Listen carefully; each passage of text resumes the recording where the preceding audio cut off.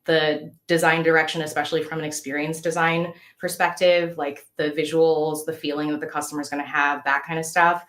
So yeah, it's really it's a partnership between those two people. Got it. Do you feel like the type of work that you do has changed dramatically between lead level and staff level? Because it feels like there's a shift toward craft type of work lately in the design field, and we're kind of shifting away from strategy in many ways. Has that changed, not just in terms of the overall arching feel of the industry and the job market, but also just like the type of work that you do between lead and staff level? Yeah, I think when you're like a senior or like a lead designer, I mean, you are generally responsible for like a semi-complex experience. I think that usually at the staff level, I mean, leads sometimes like people who get the title lead designer, they will be responsible for the outputs of a couple of other people, whereas Right. like a senior designer, like I feel like lead is usually between it's like a weird kind of position where you're between senior and staff. You're also between senior and manager a lot of the times because you might actually be responsible for the HR stuff for a couple of designers on your team. Whereas like a senior designer is usually not managing people, maybe an intern here and there. And they're specifically thinking about like maybe like a particular subset of a flow that exists within a product area. So when I was a senior designer, for example, I'm trying to think of a couple projects that I did. I remember working at SoundCloud, and there was a designer who was the lead, and she was like owning the end-to-end experience of the payments, or rather, she was owning what was it like? We were doing like a whole like subscriptions launch for this like new product, so she was essentially responsible for the new product itself. And I actually think that's more like staff level work. It was like an Yeah. interesting, every company's kind of doing their own thing. But basically, I was responsible for a sliver of that particular subscription experience, which was figuring out how people were going to pay for the subscription, if that makes sense. And so that was great because I got to think about like different platforms, but I was specifically trying to figure out how would somebody purchase this product on web? How would they purchase it on mobile, on Android, on iOS, mobile web, that kind of stuff? How would we handle internationalization? So it's pretty complicated, but it's not at quite her level where she's thinking not just payments, but also onboarding and also the listening experience. Like, what do we have to change? So that is a little bit more in the realm of staff. But what I will say is that SoundCloud at the time was like 250 people or so. So Right. I think they were still figuring out their leveling, and lead just made sense as like kind of an in between again. I think, yeah, at other companies, like, like the places I've worked since, we just have way more people. And I think that the more people you have, the more it starts to make sense to have staff designers. Cause again, you're like facilitating these conversations across like dozens in a lot of cases of people. And there's just like a lot more at stake. So you really want to have people who I guess are going to bring that level of experience of coordinating across a bunch of different people. Did that answer the question? Yeah, yeah, absolutely. I feel like beyond just the ownership of the work that you're looking over, right? You're looking at multiple verticals. You're not just looking at a single flow, but also how that flow can impact other flows that precede or, uh, you know, that goes after it. But I'm actually kind of curious, and might be a dumb question, but like, does the incremental day-to-day work change? Like, in terms of say you're using Figma more, you're doing more craft oriented work Mm, versus like more I don't want to say politicking, but you're working with higher level stakeholders, more of that work, more speaking, communication, mhm, and maybe presenting? Or does that like shift mhm. between the lead and staff level? Like how does somebody know just by looking at the kind of how they like invest their energy and time to know, hey, I'm doing staff level work. I should be really Mhm. thinking about that as my next step. Yeah, I do think that when I shifted from like just being able to own complicated experiences to being able to communicate more productively, that was the big shift for me personally. Because when I was like senior or like that lead level, I mean, I could definitely own the work, and I mean, my day to day was honestly in a lot of ways not that different from how it is now. But the way that I brought myself to the conversations changed a lot. So now I'm much stronger at things like influence, for example.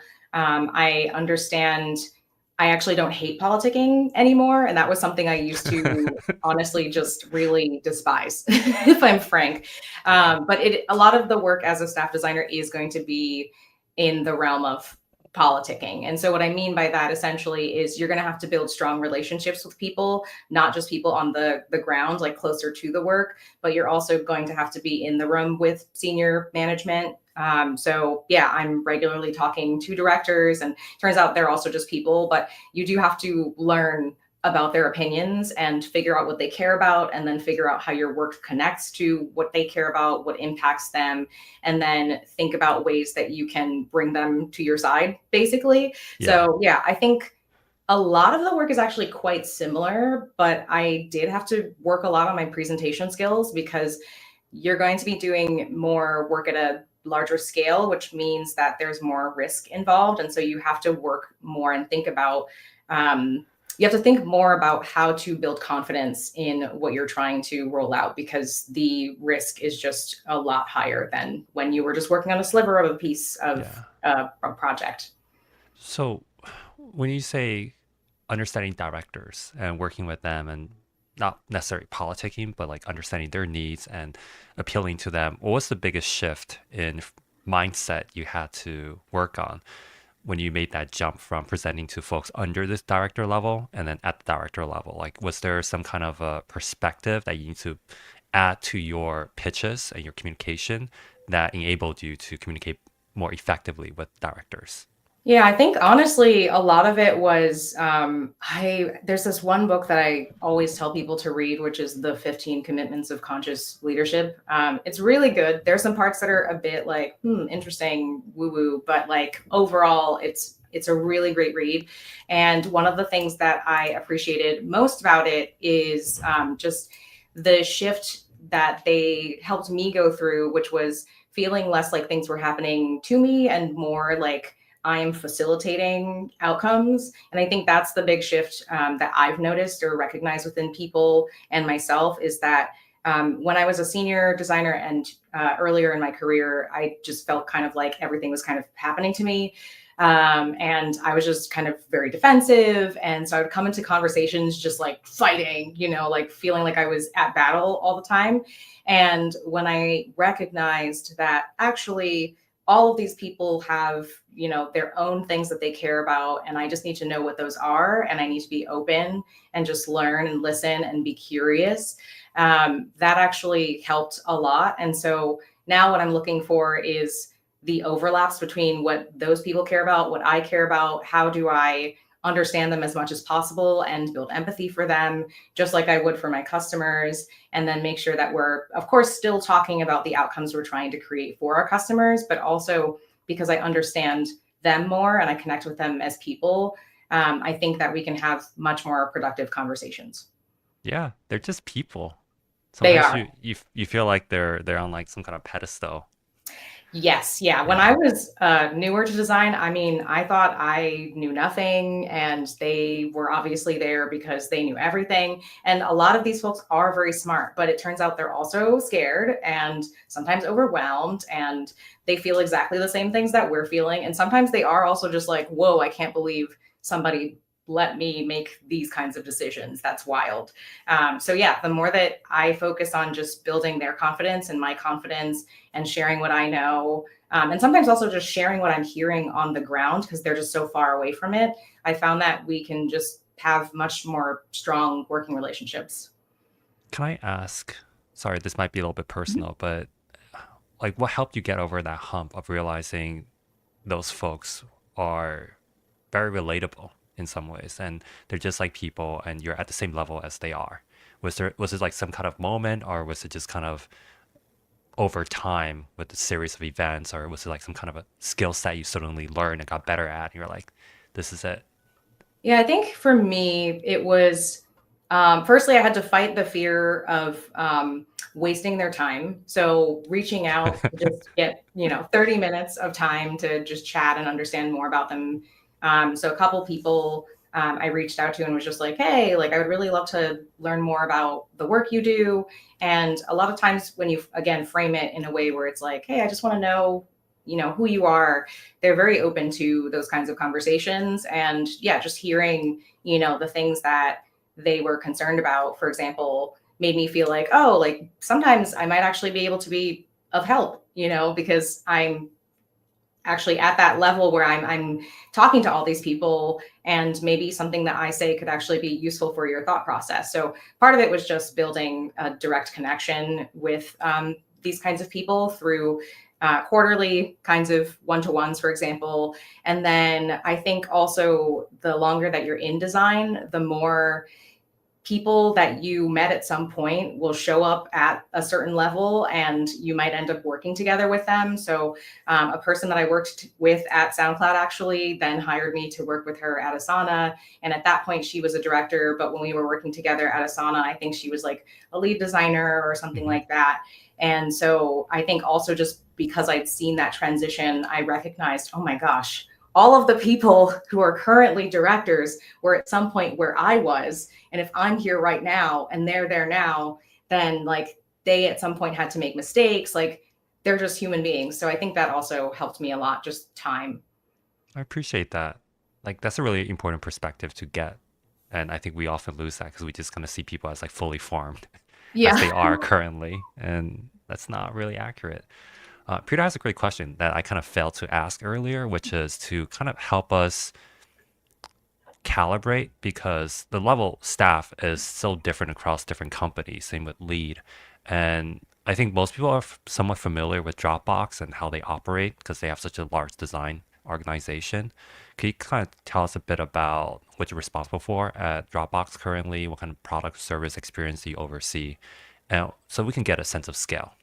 Yeah, great question. So the role that I have at Dropbox it's more the team that I work on is kind of like an agency within the company. So sometimes staff and principal designers will be specifically responsible for a particular product area that's probably pretty large and intersects with a lot of other areas of the company. But then other times you'll have this team that kind of just gets thrown into random different projects when different teams at the company need help. I'm working on one of those kinds of teams. So essentially we're called portfolio design, and anytime Dropbox, which is an umbrella company that has different products in their portfolio, so anytime there's like a challenge that maybe involves multiple products and like how they overlap with each other, then that's when somebody like me would come in and start to think about, for example, let me see, like one of the things I've thought about, for example, is like a navigation component that would work across these different products. So I'll go around to the different teams and I'll ask them like, hey, your product, what does this, what would a navigation component for your product need? What would a navigation component look like for this other team? And then like, how can I make sure that everybody's needs are being met? So those are examples of the kinds of work that I do, but I've done all kinds of stuff on this particular team. It's really, yeah, I think like the skills that are necessary for this particular type of role is just being able to adapt to the level of ambiguity, because you're not always, number one, going to know the work that you're doing and what you're jumping into and kind of the dynamics between the different teams that are involved.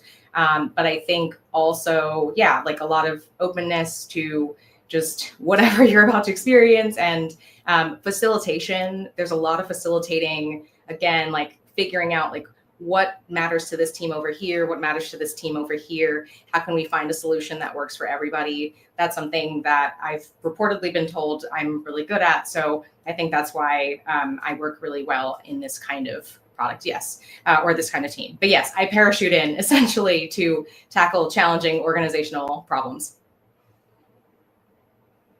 Oop, can't hear This is the you. third time I've done it, so I'm counting. There's like a tally, and I think I'm gonna donate extra for each time I screw up something like this. So it'll be fun. Yes. Um, I want to mention the donations again. We're at 61% currently. We're only about $13 away from $16,000 out of the $26,000 goal. So, folks, please donate if you can. Suggested amount is $25. If you can donate any more, we would greatly appreciate that. If you're not able to, or a little bit less, we're just as appreciative. And any sort of engagement with this kind of post, like sharing, commenting, is going to help get more eyeballs on it. So really appreciate you, everyone. Please donate. So I'm actually kind of curious. Like you're going across different projects, right? You're talking about like overarching navigation. I assume each of these features have their own senior designers in place.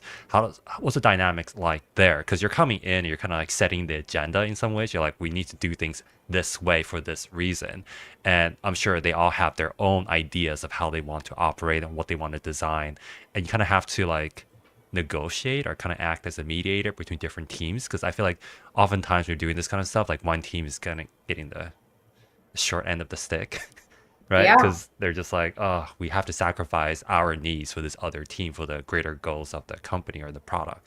So how does that work? Yeah. I think like one example of a project that I worked on was I helped do earlier this year, like or last year, a redesign of the admin console that a lot of Teams admins use to essentially decide who has access to Dropbox, for example. And I think it's really important when you essentially are parachuting into a team to get to know the people on that team first. And so that's something that, because I have personal lived experience of being parachuted upon, I've really formed strong opinions about how to show up onto a team and Yeah. not completely blow everything up.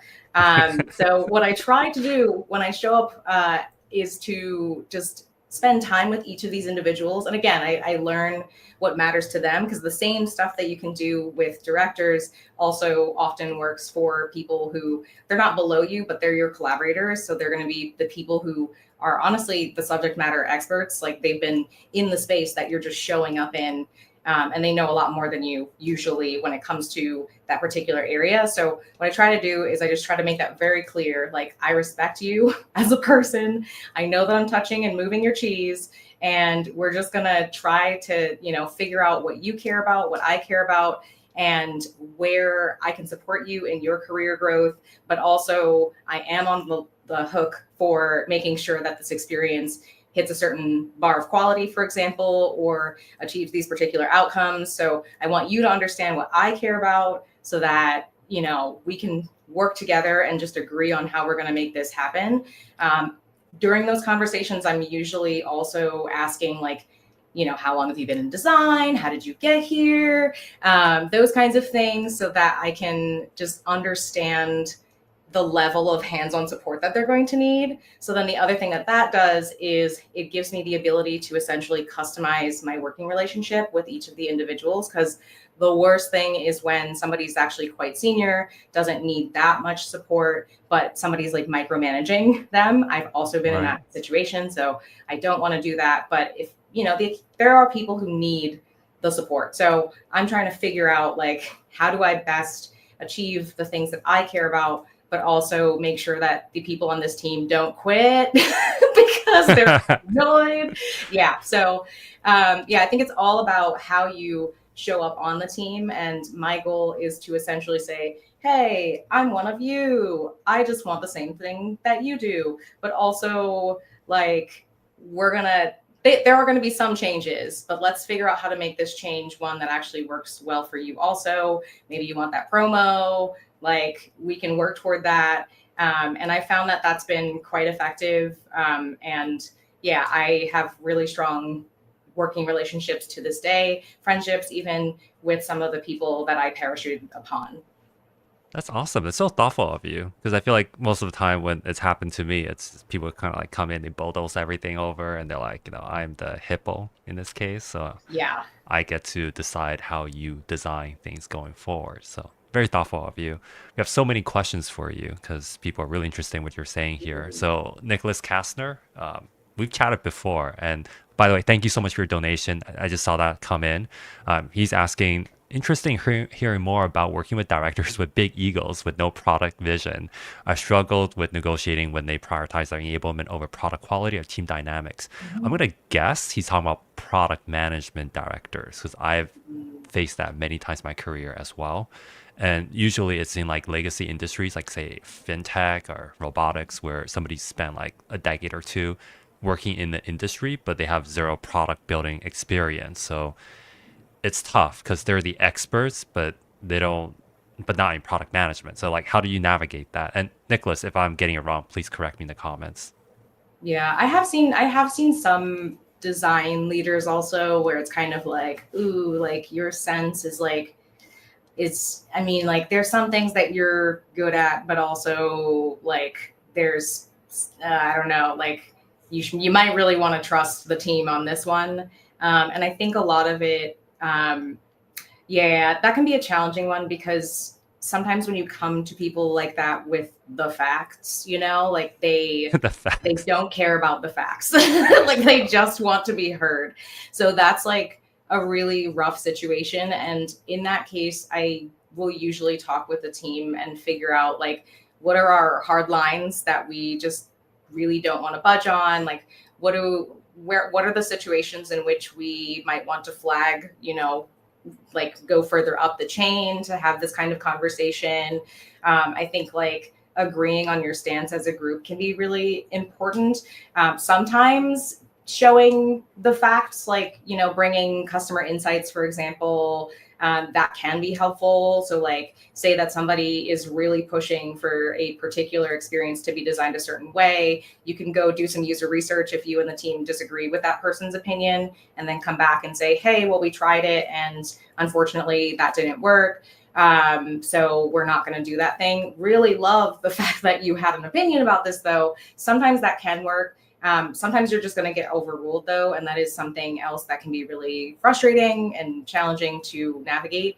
Other times, I have tried to offer to do an experiment, for example. So if Yeah. you find that like qualitative research doesn't work, then maybe what you can do is say, okay, well, like, we can try doing, like, we can measure the impact of the suggestion that you have, and then if it works well, then we're wrong and that's great and you're right, and we'll roll it out. But like sometimes you'll find that if you treat something as an experiment where you get to measure it and then you have like an A/B test, basically maybe your version will win out because y'all are the subject matter experts. So I think it's really about reframing the conversation as like, how can we learn from this moment, rather than just focusing it on like, oh, this person's being really annoying and we have to figure out how to work around them. So that's very empathetic of you, because usually we just kind of treat them as a character, or Yeah, like a, and that's it's not very great. easy to do that. Yeah, it's so Yeah. easy to get caught up in the interpersonal dynamics. And I've definitely done it a bunch, especially when I was earlier in my career, but that doesn't result in usually anything good for customers. And the only thing that I care about, is really doing a good job for the people who are actually going to use the thing. So removing all the interpersonal stuff and just focusing on like, how do we get the best thing out there for the people who actually care and are paying for this, probably at the end of the day, is the way to, I think, move the conversation the most. Appreciate that. And your friend Joel Khalifa Hi, says Joel. hi. Hi. Best comment. Shout outs to Uh, Joel. yeah. Nicholas follows this up with further explanation about, it depends on the team, and sometimes the director isn't even knowledgeable about the industry. They just got there because they got lucky, they knew somebody, circumstances, whatever, and they can micromanage you. And like we've all been in those situations before. And I guess the question here is like, and this actually comes from my friend Rosa, who's a big fan of you as well. And her question was, she's read a lot of your writing, and you've gone from some of the top companies to other top companies in tech. And each time you do it with such confidence in your writing. And it's meaningful because like a lot of designers are like afraid of being seen as job hoppers, even in today's like environment where layoffs are just insane. And we just so admire your confidence. It almost feels like you have some kind of a framework in place to decide when it is time to leave. Mhm. Because I myself, I hate quitting things, and it's oftentimes to the much really to my own detriment. And everyone's suffering near the end, and I just can't pull the plug. So, do you have a framework? I'm just guessing here. Mhm. Yeah, that's a good question. I think I do. I haven't documented it. And now that you're saying all of this, I'm like, I should really write that down. I got to put that on my ideas list. But I think what I think about a lot is how I feel when I show up to work every day. Like, I usually keep a work journal, for example. And I think that's something Whoa. I would really recommend. Yeah. Like, have just a space. It could be a doc, it could be pen and paper where you just write down how your day went or how you feel when you show up to work. And if you notice repeatedly that you show up to work and you're just like, ugh, then that's definitely a sign that you should consider, are things going well? I think something else to consider is if you feel like you're growing or you're learning something. You don't have to be growing upward, but do you feel like you're learning something? Or do you feel like you're starting to stagnate? Do you fear that the work that you're doing wouldn't really be considered quality? That's something that I've seen people use as a barometer as well. So if you consistently are delivering work that you're not proud of, number one, can you get the work to a place where you are proud of it? That would be ideal. But if you're just not set up to do that at the company that you're at, then you might want to consider going somewhere else. So I think that's something else. I think there's, of course, also not feeling appreciated, for example, at the company that you're at. Is there a way you can become appreciated? Can you voice that you want that promotion or that you want a bonus? Or, you can have those conversations first. And then if the response is no, and you constantly get no's, then maybe that's another case where you should consider leaving. And then I'm trying to think, I think also just compensation. So for example, some companies I've left because I just wasn't being paid very well, frankly. And I realized that I was leaving money on the table. And if I just figured, let me just try and see what happens if I, try to throw in, my hat into the ring and see if I can get a new job. And surprise, it turns out I could in those cases. So I think compensation is a piece of it. Growth or learning is a piece of it as well. There's a feeling of being appreciated that I think a lot of people are also looking for. Those are some of the major ways. And then just the vibe. I think the vibe is really important. So if you are not excited to go into work, maybe there's bullying or you're dealing with a lot of big egos, like that kind of stuff can really wear on you. And that's also absolutely a totally reasonable reason to leave a job.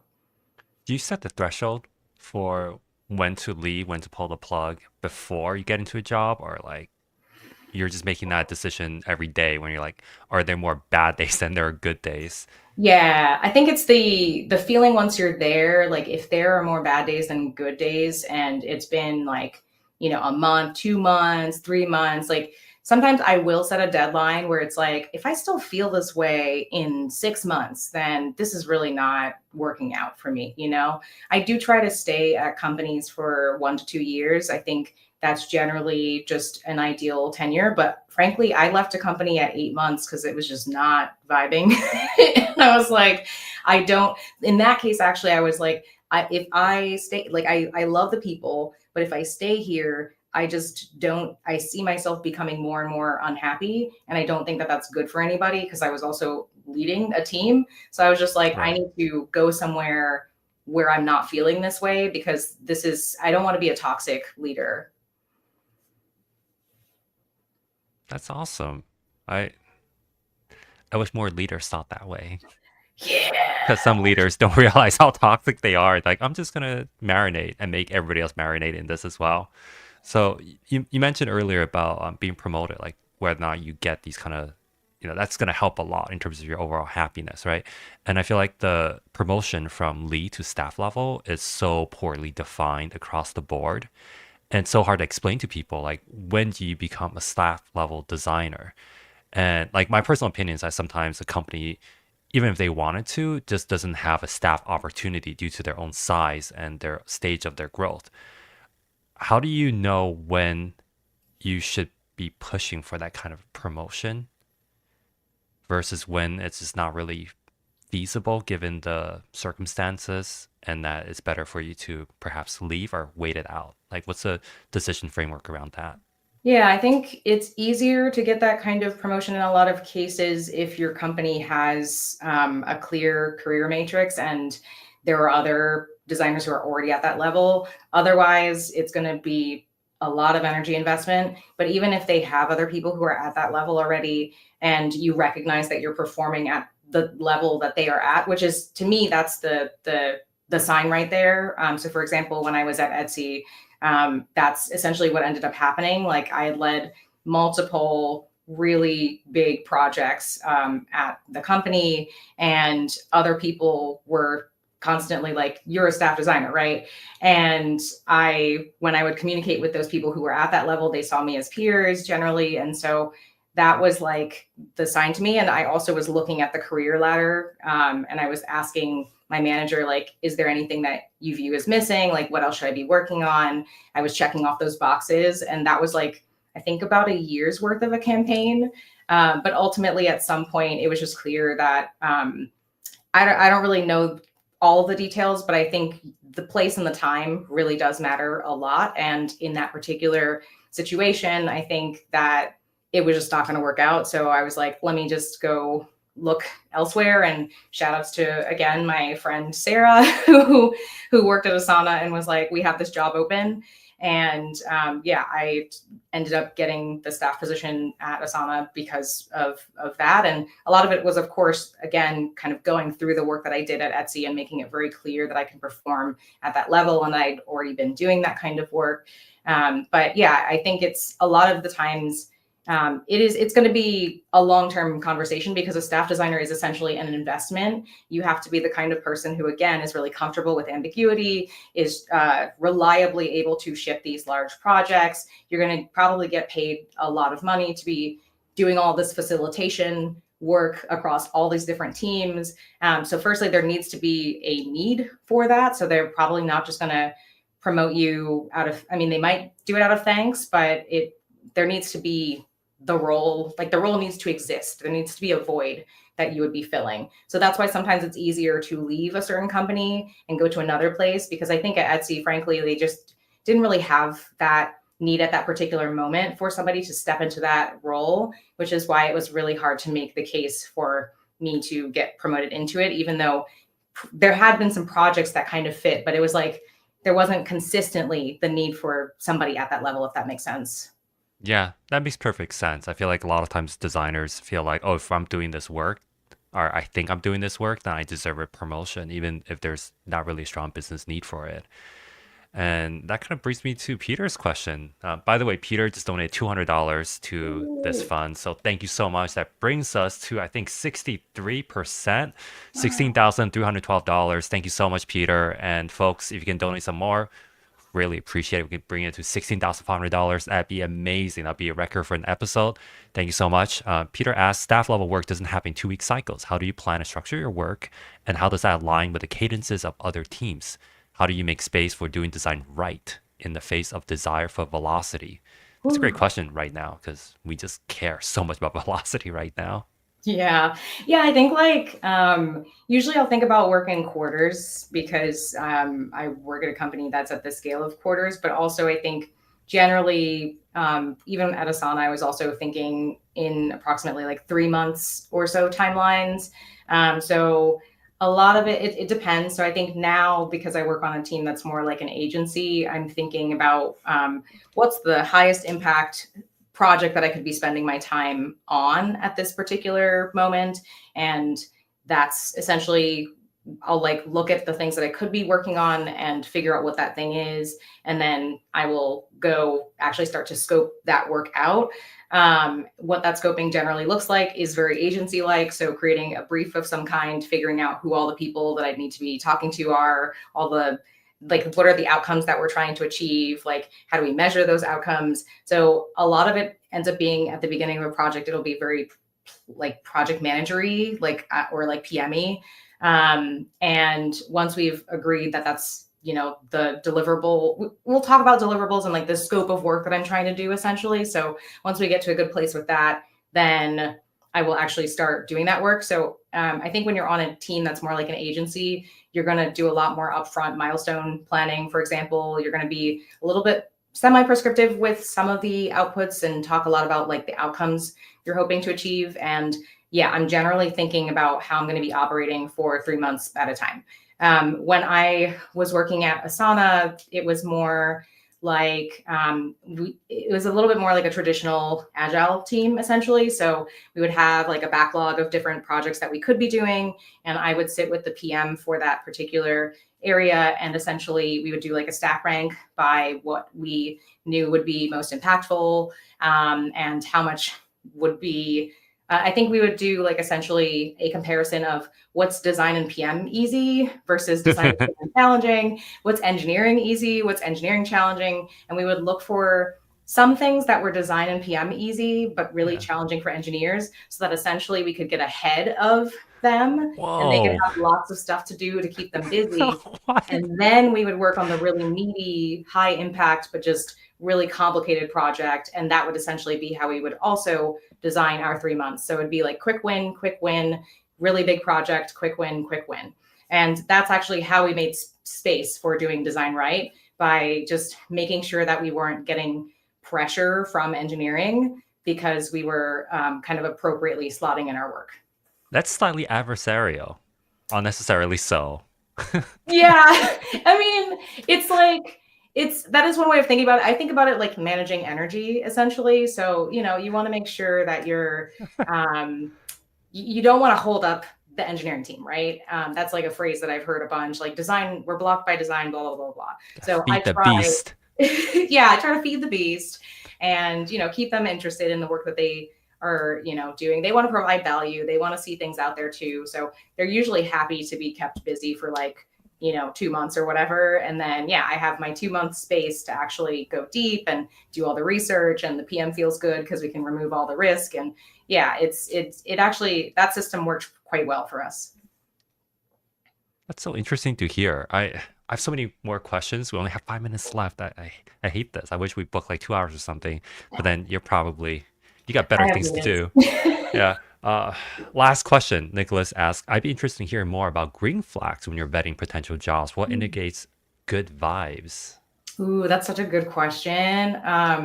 That's so hard because it depends. So, firstly, I think that when you're looking for a job, you should list out the qualities of the job that you ideally would like to have. You're not always going to be able to find everything on that list. Sometimes you also just can't choose. You can't be that picky.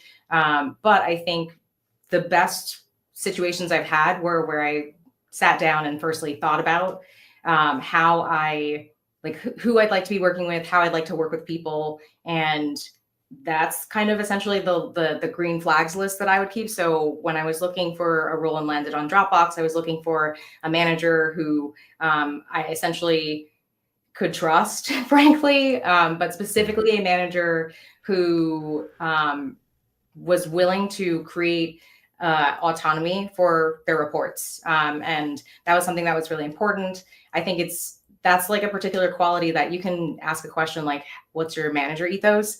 And just see what they say, And of course, people can kind of feed you whatever lines they want. But I do think that it is a little bit harder to be dishonest about, your manager ethos. So, and if somebody says, I don't really have one, or they kind of stumble with that question, that's a sign, right? Yeah. So I think a green flag would be like, oh, I just try to hire the best people and then I just let them go. And I just let them do their work and I'm here if they need support. That's the answer I was looking for. So I knew what I was hoping to hear. And Yeah. when I heard that from the person that I was hired to work with at Dropbox, I was like, yes, she's amazing. Yeah, I'm trying to think of other things. I think green flags, of course, are like the team, reports that they, log off at a regular time. I think that's also a green flag. I think hearing that the PM is excited to work with a designer is a green flag. I think hearing that an engineer values the work that designers do, or front end specifically. If you find an engineer who values front end, I'm like, yes, okay, we're in business. I'm trying to think of other green flags. I mean, any people of color, any women on the team, queer folks, queer presenting folks, like I'm always like, okay, cool. Or like if somebody references, I don't know, like a cute, silly internet thing or says they're extremely online, I'm kind of like, okay, at least like we can kind of like have fun banter, Like Yeah. I kind of look for those things as well. So some of it is like just wanting to hear that people are committed to delivering quality work. I do like to ask people, like what got them to this point and hear a little bit about their backstories, what makes them tick. If, I hear that they're committed to like essentially delivering good services to people, that's a great sign. And then I think also part of it is, do I gel with the team? Because you're going to be talking to these people every day for months, probably years. So ideally, you can get through the day with those people. Thank you. Yeah, so I think it's kind of both of those, and then ideally, your manager is a nice person who cares about your well-being. Thank you so much. We're unfortunately out of time. I'm really sad. We raised over $300, almost $400 this episode. Thank you so much, everyone. Peter Merhils, big shout out to you for a $200 donation. Thank you so much. Please donate. I want to see just how much we can raise from this episode alone because I think this might be a record. So thank you, everyone. Thank you, Catt Small, for being a guest today and giving us your time, your expertise. We really appreciate you. Thank you, thank you. And I hope to see you around soon. Thank you so much for having me. And thanks to everybody who donated. Keep giving money, keep sharing. And yeah, I'll see y'all on the internet. See you all Bye. around. Take care. Everyone, I'm going to be one more episode after this will be with Jeff White on UX storytelling. So please follow the link to that. And I just need a quick bio break. And then we'll get to the next episode. This is going to be a really good one because Jeff White is an expert in UX storytelling. And he has this really amazing course for only $150 called UX Storytelling Toolkit, which I bought and reviewed not too long ago. I was like, this is amazing. It teaches you how to present your case studies to stakeholders, interviewers, etc.